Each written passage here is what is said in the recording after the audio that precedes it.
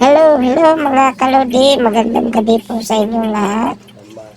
Ngayon po for today's video po natin is magluluto tayo ng tinulang bangos para sa ating hapunan kasi ang lamig ng panahon at maulan-ulan ngayon kasi may bagyo, kaya magluto tayo ng may sabaw para masarap ang kain natin. Ayan, tingnan nyo mga lodi.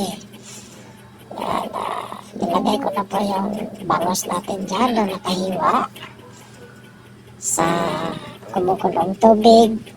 At saka meron na din yung mga kamatis at saka bombay at saka tiniplahan na natin dyan ng asin at saka matsitsarap at lagyan na natin ng sili espada. Yan, kumukulo na at sinunod na natin yung malunggay natin mga lodi. Napakasarap yung malunggay na yan. Masustansya yan. Yan, konti mikos-mikos lang konti at saka takipan lang natin muna at yan, kumukulo na. Pwede na yan. Sisunod na natin yung yung sibuyas na dahon saka konting himas-himas lang dyan. Luto na yan mga lodi.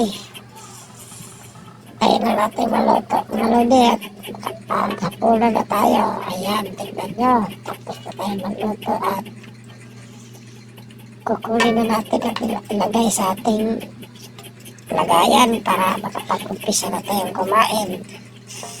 Shout out sa inyo dyan mga lodi. Kung ano ba mga ulam nyo ngayon, sana mabusog kayo at naway biyayaan pa tayo ng marami pang blessing ng ating mahal na Panginoon. Yan lang po mga lodi. Salamat.